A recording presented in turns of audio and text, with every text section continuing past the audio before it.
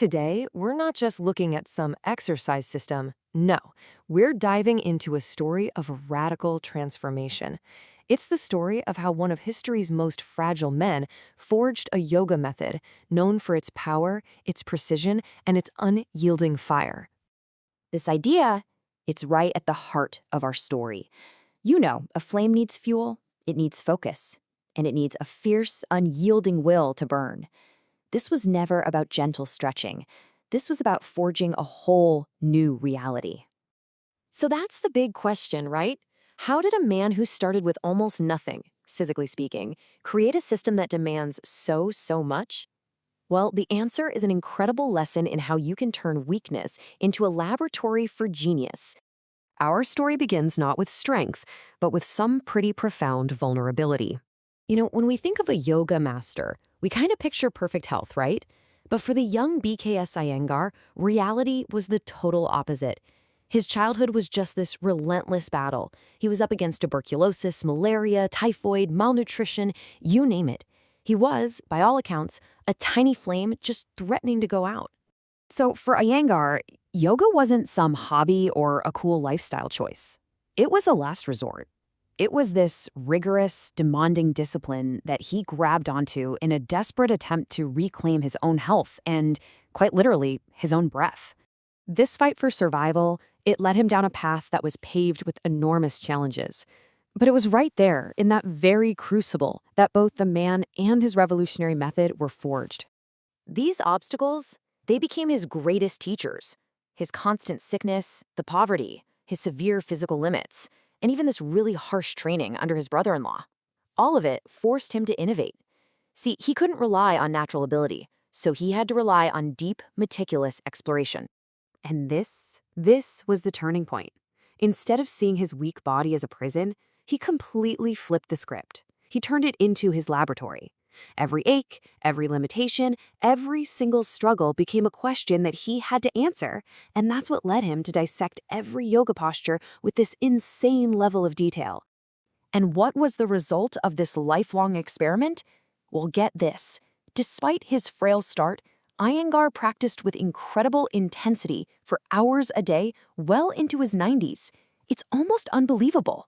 It's just a powerful testament to the system he created out of his own struggle. This personal laboratory of his revealed a fundamental truth, and it would become the absolute core of his method, the critical importance of precision. I love this quote from our source material because it just perfectly captures the Iyengar mindset. For him, alignment wasn't about looking good, it was an energetic and physiological necessity. Structure dictates function.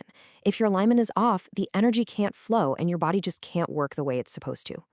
So what did he do? He created a blueprint. He taught that every single part of the body, from the soles of your feet to the crown of your head, has to be actively engaged. The precise placement of a foot, the lift of a kneecap, the extension of the spine, these weren't just little details. They were the keys to unlocking the body's own intelligence. And let's be really clear. This meticulous focus on form isn't about creating a perfect-looking pose for Instagram. It's about creating the right conditions inside, calming your nervous system, improving circulation, and ultimately getting the mind to be still. But okay, how do you achieve this kind of precision if your body is stiff or injured or weak? Well, this question led to Iyengar's most revolutionary and recognizable contribution, the systematic use of props. Props in the Iyengar method are not crutches for the weak. They are brilliant tools for learning. They help you achieve correct alignment even when you lack flexibility. They make poses accessible to literally everyone, and they let you hold poses for longer, which builds stamina and deepens all the benefits. Here, really simple items become these profound teachers. A block can be an extension of your arm. A belt can help you reach your feet without rounding your spine. A chair can make a deep back bend feel safe and totally accessible. Each prop has a clear, intelligent purpose. So ultimately, props are teaching the body. They give you a sensory blueprint, creating muscle memory and internalizing the correct actions of a pose. And in this way, they basically democratize yoga, making all of its benefits available to any person, no matter their age or physical condition. And this brings us to the ultimate purpose of all this work. All the precision, all the props, all the effort. They're a gateway to something much, much deeper. For Iyengar, the physical practice was always a means, never an end. The real work wasn't just reshaping the body. It was about purifying the mind and preparing your entire being for a journey inward, toward the soul. The path is pretty clear. You start with a physical body, creating stability. This allows energy to flow freely, which in turn leads to a calmer mind and more balanced emotions. And ultimately, this whole progression paves the way for spiritual insight.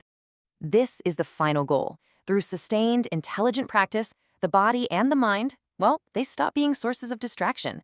They become clear, stable instruments, allowing you to glimpse your true self beyond all the noise of everyday life. And so we end by turning the question back to you. Iyengar's journey shows us just how deeply our physical structure is connected to our inner world. So take a moment to consider.